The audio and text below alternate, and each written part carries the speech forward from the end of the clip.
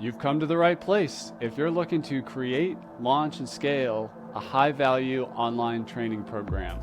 I'm your guide, Chris Badgett. I'm the co-founder of LifterLMS, the most powerful learning management system for WordPress. Stay to the end. I've got something special for you. Enjoy the show.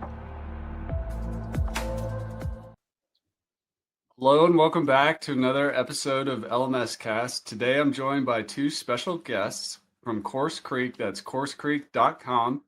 We have Robert Lunte and Dana Sleeper from CourseCREEK, which is a full stack e-learning, production, implementation, instructional design, all the things. And I'm really excited to dive into it with you guys. But first, welcome to the show. Thanks for having us. This looks fun. I like your setup. Yeah. Awesome. Great to be here. Let's just start with the big question of what is CourseCREEK? What are your services? What do you guys do? When I saw you pop up on the radar, I'm like, oh yeah, these are guys that are big picture, but can also zoom out on the components. But tell us about the offering at CourseCREEK. You know, that's true. We're not only guys, we're ladies as well. CourseCREEK is a full service e-learning firm. What we do is we help anybody that wants to monetize their expertise, be it e-commerce, executive coach types, or large L&D departments that need to create content for their staff and their partners. As we were talking before the cameras went live, there's really no project that we'll say no to. So we're going to develop course content and e-learning programs for really anybody that needs a world-class job. We're a boutique company. We don't have great gobs of people. And when you come on board and after we have our needs analysis meetings, the people that you meet in those meetings, such as Dana, will be the people working on your project. So it's very high touch. We provide consulting, world-class instructional design, which Dana will elaborate on a bit, development on all the leading learning management systems, such as LifterLMS, and marketing. So anything that you need. We can provide a full stack, or we can do a la carte. Awesome. Tell us a client story, just as an example. Okay. Let's see. How about, all of our clients are super happy. Which one would be really good? What would be a great story? Okay. How about the horse arena folks? So the horse arena folks. So they came to us and this is an example of how we won't say no to anything. They build large horse arenas for affluent folks that have horses. So that's these big shelters. And when you're doing these horse arenas, a big part of it is what they call the footing, right? So the footing is what the horses run on, all right? So that footing has to be done properly. It's a science, it's an art form, and if it's not done properly, then you'll hurt these very expensive animals. They came on board and knew absolutely were clueless on how to make a course. They just had a budget and they realized they wanted to scale and leverage their expertise and get a course out there. And they wanted to offer something for people that can't afford them to fly in and provide a hands-on consultation. They needed something that could take care of other folks on how to get the footing right. So off we went to build those courses. And we're doing a really beautiful SCORM development program, and we're putting them on one of these brilliant learning management systems. So I guess the story is they didn't know anything except horse arenas. And we took them under our wing, and now they're super happy. We got a 5-star review from them. That's great.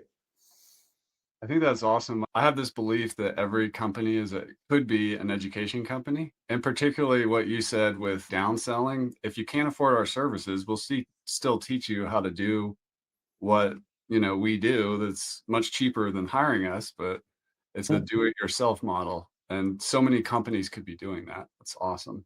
It's so true. An online course opens up doors not only to some semi-passive revenue, which is a great thing. Maybe we'll start there, but it opens up all kinds of opportunities. It's an introduction before you go on a speaking tour. It's a leave behind after you do a public speaking tour. It opens up opportunities in the customer journey. It opens up opportunities for the customer to potentially, if they want more of you and more information, you can do like a VIP retreat. So it sits in that purchase journey somewhere in the middle, which is super important. It opens doors and it makes you an authority in the space. The other thing I like to mention is that people don't mention very often is for a lot of folks like the thought leader types, It also leaves a legacy. All right. So when all is said and done, your teachings go on and people can continue to learn from you. And it can do a lot for folks.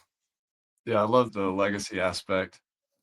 There's a concept we talk about a lot on this show that you have to wear 5 hats to really make it in this industry, whether you could be a unique unicorn that can do all these things, or you can hire a team or hire an organization like CourseCREEK to fill in the gaps.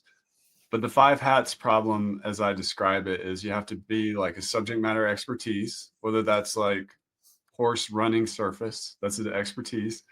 You have to be able to teach effectively or coach or design instruction. You have to be an entrepreneur, like you have to build a education company. You got to do marketing, you got to do sales, you got to do operations. You have to be a community builder. Who are all these people that have horse tracks? Like, how do we reach these people? How do we enmesh in their community or find them to begin with? And then you got to be a technologist. We're talking video cameras, websites, marketing automation, CRMs, LMS, all these things. And that's a tall order for one person to be able to do.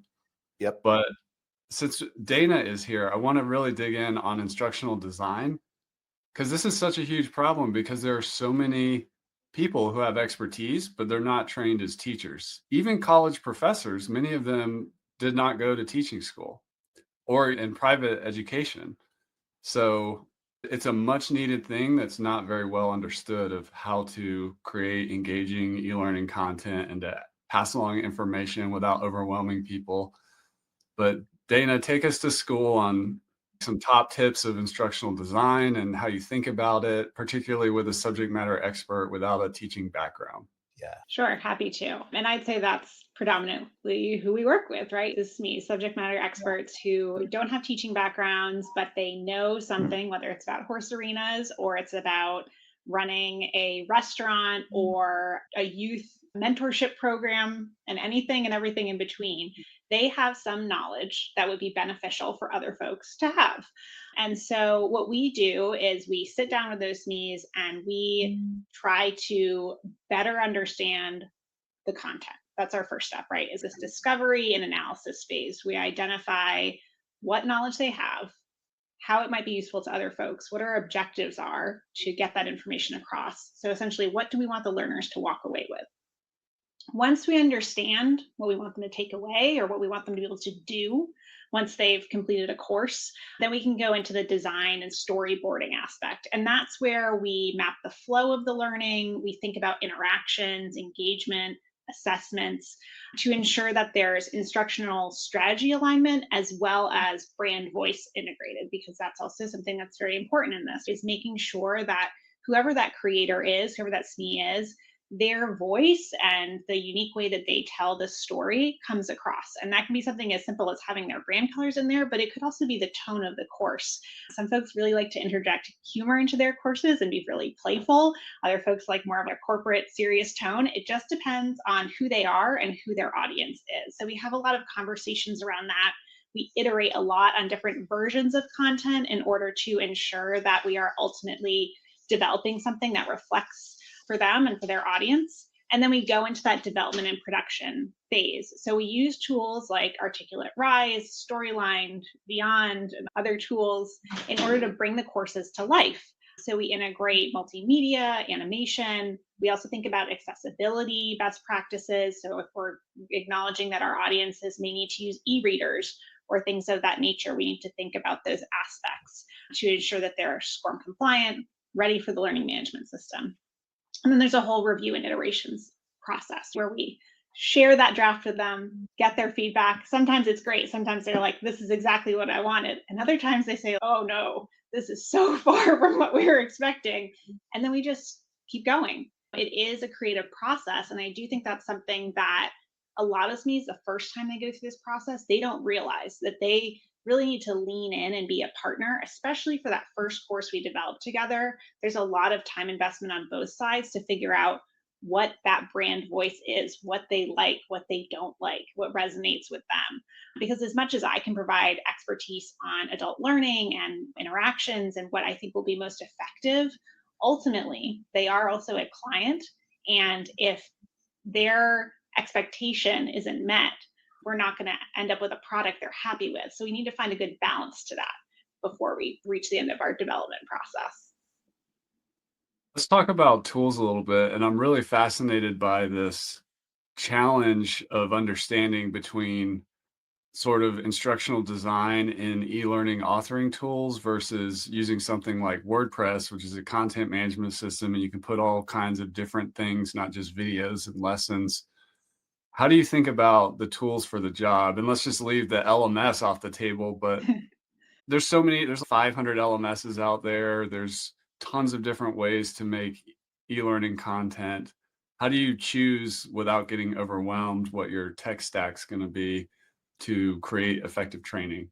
Yeah, it's a good question. So, a lot of times when we're thinking about that end audience and those very first phases, that's what we will figure that out. Because if we ask them, hey, are yours going to be on a mobile device? Right? That is one item that'll help us determine what software is going to be best. Articulate Rise is mobile responsive. There's a reason why folks use it for courses that they know folks are going to be looking at on their phones. In contrast, Storyline, higher interactivity, but designing it for mobile use can be much more challenging, particularly for SMEs who want to put all the content on screen and folks don't want to see things in size 8 font on their phones. So we can think through what the right tool will be and then provide those recommendations. Oftentimes we do a compilation. So we'll say, okay, we think the best option for you is Articulate Rise with custom Beyond animations and Storyline blocks integrated for enhanced interactivity. So that way we're actually using 3 tools to develop their course, but ultimately delivering something that's best for, say, mobile experience. Other times we need to take a look at their existing catalog of content. So they might say, we need it to match our other courses. And maybe they worked with a developer who did exclusive Storyline work previously, and that would make more sense than to use Storyline. Or maybe they need a really complex branching scenario. That would lead us to Storyline as opposed to Rise. So it's in those discovery conversations when we're helping them map out their content that we can identify what tools we need to use. For an instructional design question for you, Dana, when a subject matter expert has the expert's curse and they're like, I have 40 years of experience, but I'm trying to create this one course, and they're just overwhelmed and they've lost touch with beginner's mind. Like, how would you help that person get focused and become an essentialist basically and teach effectively? You mentioned storyboarding and like kind of milestones and stuff, but how do you work with an expert who's really lost in a sea of experience? Yeah. So a lot of times what I will default to in that case is talking to them about learner attention span. How much time do we reasonably think someone can sit down and go through their course and digest and then retain that information? And maybe we're looking at 15 minutes. So what can we teach in 15 minutes effectively that will really change what they do on a day-to-day basis or help them accomplish those learning objectives we talked about earlier? Another great visualization of this, which is helpful for some folks, is to describe folks' brains as buckets, right? And we say, you have this much water in your barrel, right? This is all your expertise, but your learner's bucket is only this big. So we can only pour in this much water. So what is it that's essential needs to go in there? The rest of it is just going to overflow and it's not going to stay in there. It's not going to stay in their cup or in their bucket. So I quite literally have drawn that during calls before, just on a PowerPoint slide to help them understand that. I also have an animation of it that sometimes I send to folks to remind them. So there's all sorts of little kind of tips and tools on how I help folks understand that. But generally speaking, thinking about learner attention span is really one important way to coalesce and limit the amount of content that we're putting into that first course, acknowledging that they could have a whole series. That's a great opportunity. You have all that expertise, we won't lose it, but we are going to make it so the learners can actually digest and retain that information. That's Chris, awesome. Chris, I want to add to that real quick. And she's great. I told you we had great instructional designers. From a management perspective, while Dana's working on all that, on my end, I'm getting the tough job of, but I've been doing this for 40 years. Nobody knows this better than me. And how is Dana? I know she's great and we enjoy working with her but how are they going to get it? How are they going to know how to do this? And so the customers oftentimes, as the reality of, oh, I invested in this, oh, this is what's really going to happen. As that reality begins to seep in, sometimes they begin to panic a little bit. Like, oh my God, what did I sign up for? How are they going to ever get this done? But one of the things that they need to know that I help with sometimes is it's not about you. Really, it is. You're the subject matter expert, but the course is about somebody else, a different ICP. We're not making a course to sell to you. Okay, if we made a course to sell to you, the storyboard would be completely different. It'd be more advanced and that sort of thing. We're making a course to sell to who you may have been 20 years ago. So let's get that straight. The other thing is, this is what we do. We do this 5 days a week, 8 hours a day for 20 years. And I myself have 9 courses in 5 languages in another life. So we've done this before. Trust me, trust Dana, trust our platform people. We will give you everything that you need. We'll capture everything that has to be said and more.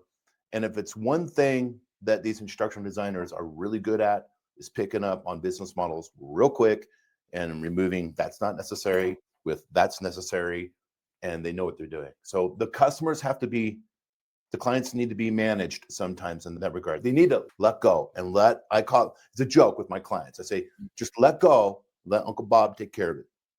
Right? Uncle Bob and his superhero team will take care of it, and we get it done. That's why, this is a plug, we have nothing but 100% 5-star reviews on Trustpilot. So That's awesome. That's awesome. Robert, you mentioned 9 courses and some in different languages. I always find people's path into the course space or the e-learning industry is always interesting. Tell us about the genesis of CourseCREEK. Like, where did it come from? How did it start? Why did you do it? I'm going to make a long story very short because we want to get back to instructional design and CourseCREEK. But in another life, I'm a recognized voice coach. Father-in-law sing a song. Okay. All right. So I've been doing that for 30 years. The company is called The Vocalist Studio. We're sitting on Kajabi, which is a great platform for that kind of teaching. And I wrote a book and have 9 courses in 5 languages that teaches people a methodology for physically training the voice to build the motor skills and the strength and endurance of the voice so that you can sing amazing. And it tends to lean into rockers and heavy metal people so they can scream notes without hurting themselves and that sort of thing. Lots of fun, really great. Still sell the courses. Don't do the one-on-ones anymore because it's not scalable. Like, I took that business as far as I can possibly go. That industry can sustain. The industry just in itself doesn't have a lot of money. So there's not a lot to trip down, even if you're one of the best in the business. So one day I went through a lot of misery for about 6 years as a voice coach, thinking, what the hell am I going to do when I grow up? What else can I do? And I realized the only other thing I can do is make courses and help people make courses. So off we went.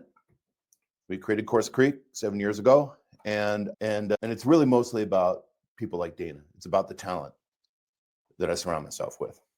Yeah, I just got tired of working with musicians. They don't have any money. Awesome. And they're flaky. This episode of LMS Cast is brought to you by Pop-Up Maker, the most powerful, trusted pop-up solution for WordPress. Whether you're selling online courses or memberships, Pop-Up Maker helps you grow your email list, boost sales conversions, and engage your visitors with highly customizable pop-ups. Imagine creating custom opt-ins, announcements, and promotions that actually convert. I personally use Pop-Up Maker on my LifterLMS websites for lead magnet opt-ins, cart abandonment, upsells, downsells, and guiding users to helpful content. Pop-Up Maker is an essential tool for growing my email list and making more money online through my website. Ready to take your website to the next level? Head on over to wppopupmaker.com/LMScast and save 15% on your order. Discount automatically applies when you visit through that link. Pop-Up Maker also has an awesome free version, so you can just use that as well. Go to wppopupmaker.com/LMScast and save 15% off your order or get started with the free version now. Get more leads and sales on your website with Pop-Up Maker today.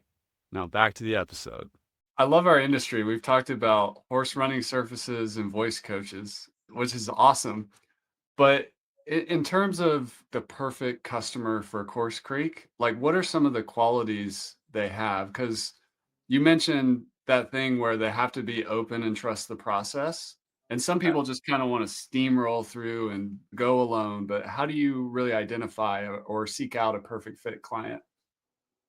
Client that does his homework and follows that lead. That point that I made earlier, the client that signs up and says, I'm ready to go to work, and joins the team and follows our lead and gets their stuff in on time. We do a client Slack channel, and Dana and the rest of the team will engage with them. So that's active, involved, removes their ego, and just lets us lead and lets us get it done. That's the best kind of client. And clients that are, when we execute, and we always execute great, when they're happy about that, they share that with us and they share that with the world. And so that's a big part of our payback, is that we like to know that they're happy, and we want people to know about that. Dana probably has an instructional design perspective on that, no doubt. Dana? I would say that clients who are communicative, so using the Slack channel and making sure that they stay up to date with those communications as well as responding to us, probably the most important thing. Everything else we can work through if you at least talk to us, right? It's really hard to make progress on a course if you can't get client input or you can't get them to review a course. So that engagement that Robert mentioned in the Slack channel is really key. And it also streamlines things so that all of our communications are in one place. Shibs, who manages all of the LMS platform work for clients on our end, he can see my communications with the client. I can tag him and let him know, hey, there's 4 courses that are going to be coming your way soon to upload to the LMS. Or I had this conversation with the client and they mentioned gamification, and I want to make sure you're thinking about that when you do the LMS setup. So it keeps the entire team really engaged and informed throughout the process. Besides that, in terms of clientele, I think I would say communication's number 1, and number 2 is, like Robert said, doing your homework, right? Some folks show up and they have no content. Like they haven't actually written anything down. And so we then have to have the conversation about, okay, you need to do your homework to take your expertise and put it on paper, or put it in PowerPoint slides, or put it on something, or literally voice record yourself. I don't care what format it is, but give me your knowledge. Yeah. And so that's really important, because if we don't have that information, then all we can do is Google search, right? Or use AI to try to generate content. And that's not going to result in the same end product as something that's coming from a subject matter expert. So those 2 things are really what I look for. Again, everything else I can work with. You guys also help with, or I'm sorry, you guys and gals also help with marketing automation or marketing funnels. So like one of the main questions we want to solve with this podcast is helping people get clients. Like we want their courses and membership sites and e-learning projects to be successful. And of course, there's other kinds of courses like internal trainings at companies. But if we think about the subject matter expert selling expertise, what kind of marketing funnels or marketing advice do you have? I know, Robert, you had your own experience with being a voice coach and finding leads for that, but how did you do that? And how do you help clients set up a lead system or get their own clients? So we have 4 phases in the client journey: consulting, instructional design, LMS, working with your platform, and marketing. So it's like phase 4 in this journey. We have an inbound director, an inbound marketing director, and an outbound marketing director. Inbound is paid media, social media, writing blogs, that sort of thing. Sort of the traditional stuff. And the outbound director does outreach sequencing on LinkedIn, where it applies, and outreach sequencing on email, cold and warm email campaigns. Now, the cold and warm email campaigns is interesting in that in order to do that properly, you have to have somebody who is an expert in commercial class outbound email tech stack, which is stuff that I'm still learning about. And we happen to have a fellow like that. His name is Matt Armstrong. He's a total geek. He builds on Clay and Apollo and Instantly and all these systems that are all designed to make sure you don't go in the spam folders and don't get in trouble and that sort of thing. Personally, I prefer the outbound stuff because you get the most return for the investment. It's a great value. Now, if I had more money than God, and I don't, I'd probably do paid media. All right? So paid media can be very effective, but it's a rich man's luxury. All right. So if you're not one of those folks, and we got a great guy that can handle that for you, but if that's not you, I lean towards outbound initially to try to get leads in. Now, the other thing that you should do is go to work. And that means get in front of a camera. So as far as the Vocalist Studio is concerned, it's 15, 20 years of YouTube. I think I was the very first voice coach to do a singing technique video on YouTube before Google even bought them.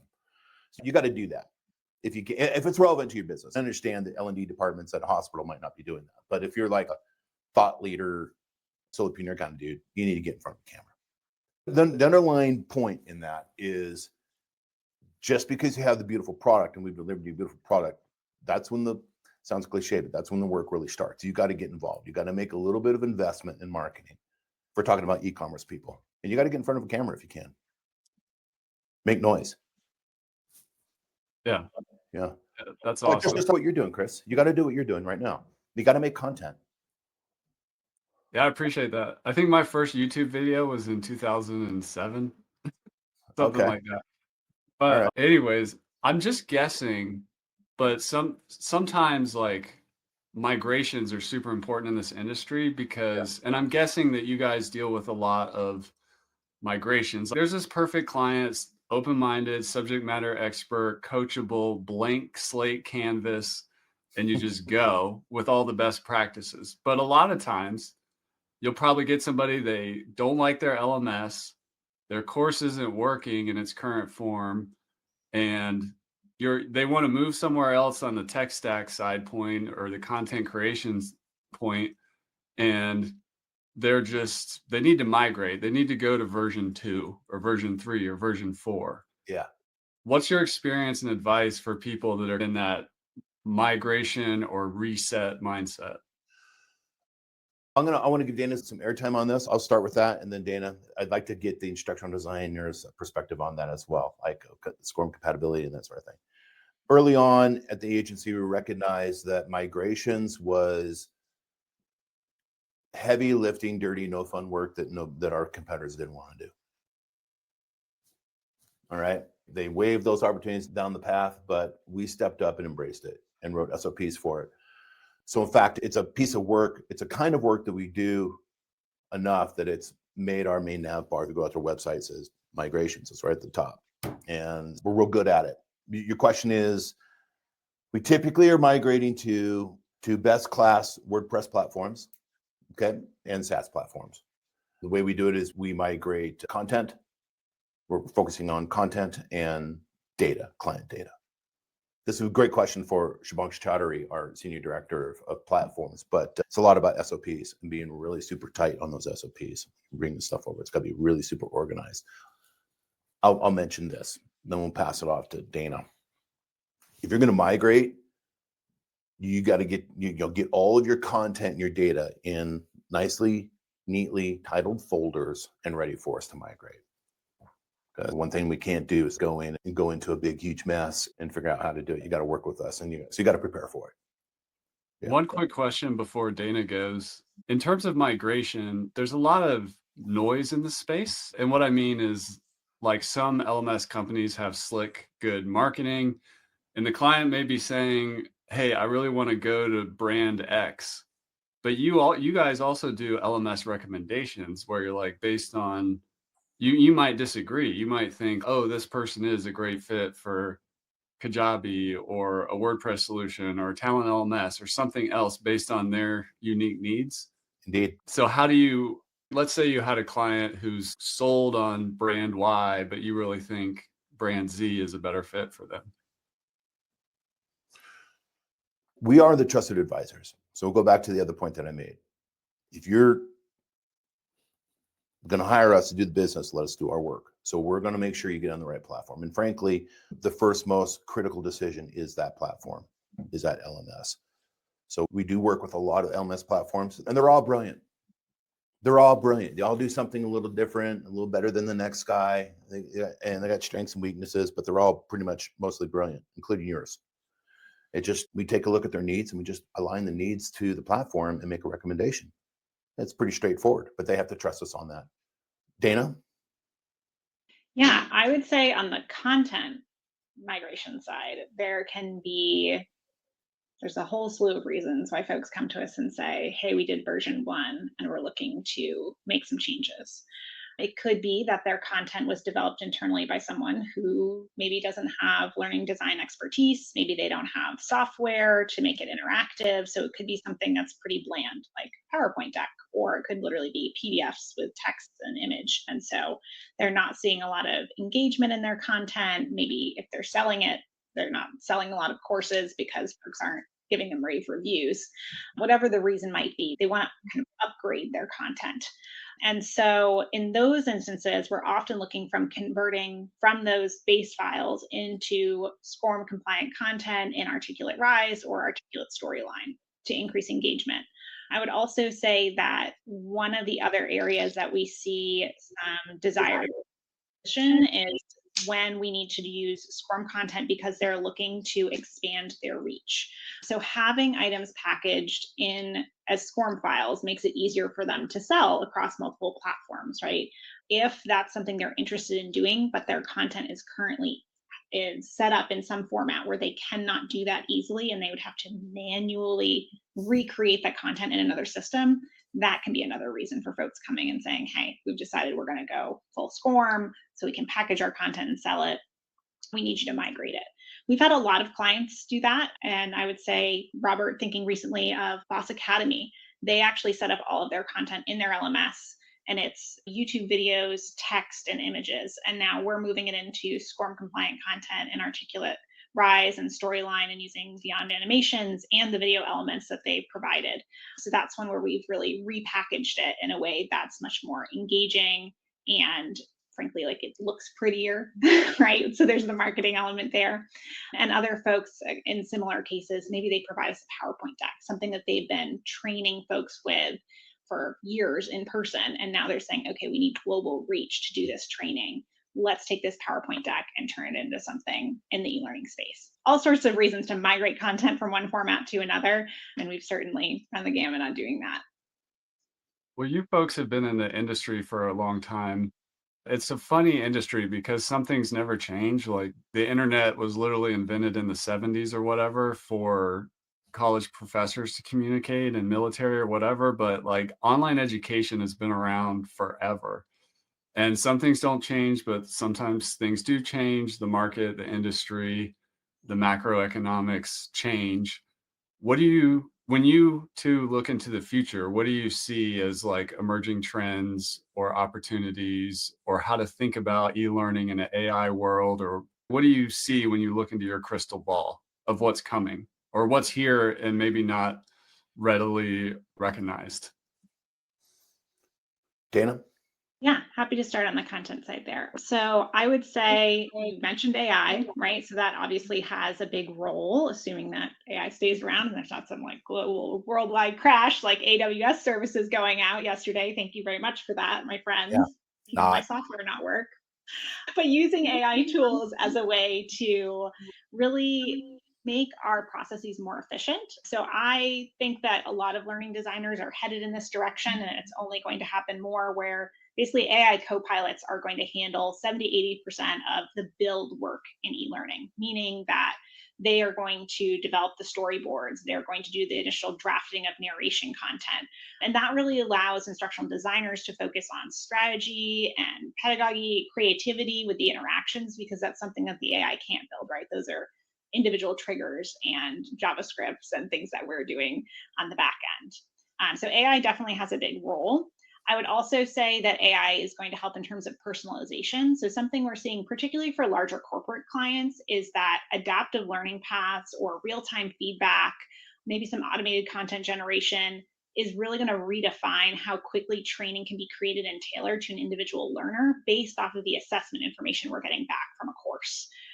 I would also say there's a shift in general. We've seen this over time, but I think it's still occurring from these larger courses that are hours long to continuous learning ecosystems. So moving away from one-off training to more of an integrated learning experience embedded in your daily workflows. So let's say on Teams, you have an AI co-pilot who's also reading your email, and they see that you are having an issue with a coworker on one topic, or you're struggling in one area. They might suggest to you, hey, take this 5-minute micro learning on XYZ. It'd be very timely, very flexible, mobile compatible, and really support the learner where they're at in that moment of time.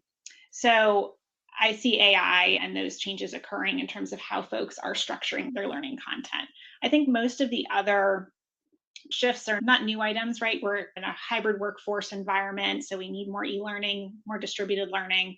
Upskilling and reskilling is important as generations age out in the workforce and retaining information. That's been a struggle for a long time. Storytelling, scenario-based, and experiential learning has for a long time been something that folks have focused on, but integrating that into e-learning format has obviously been more of a challenge and more possible as we advance our tools. So I'll pause there because I could talk about this for a long time. Robert, what do you want to add? That's brilliant. I'm not sure I can best that, but from my perspective, where we're recommending tech stacks, that sort of thing early on, let's say AI for the heavy lifting, micro learning, multi-tenancy, continuous gamification, adaptive learning, and co-pilots. That's awesome. Yeah, I love what you said about, I've heard it called just-in-time learning versus just in case. And that AI can help, hey, you might be ready right now for this one micro training on this one topic. That's really cool. Well, let's talk about CourseCREEK. If somebody's watching this or listening to this and they're like, these guys and gals sound pretty awesome. How, what's it like to get started working with you? What should they do? Yeah, how do they get in touch, and what is the beginning of the process? Pretty simple. Thanks for asking. Go to CourseCREEK.com. Course as an online course, Creek as in a little river, one word, CourseCREEK.com. Go to the top right corner of our website. You see the happy button. It says book a meeting, and we will meet with you. And it won't just be me. It'll be me, Dana, Shabanks Chowdhury, our platform expert. One of the things I'm really proud of and that I think is super helpful for clients is we team consult. So when the client comes in, it's not just Robert, it's me with my talented specialists, and they're diving deep on asking the questions they need to ask, a lot of the content we've talked about here today, and we get it done. So after that, I then get scope documents from my team. I put a bow on it, send it out to the client in about 48 hours, and we go back and forth a little bit, perhaps if we need to, and we bring them on board. Then we'll create a client channel or a Slack channel, and we'll get to work, everybody. Yeah. And just to highlight some of the kind of niche specialties, you mentioned LMS migration. There's healthcare is like an industry you're interested in.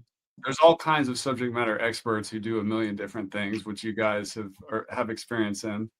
Any other just really sweet spots that you love and really enjoy those clients in terms of niche or industry or type of platform or whatever?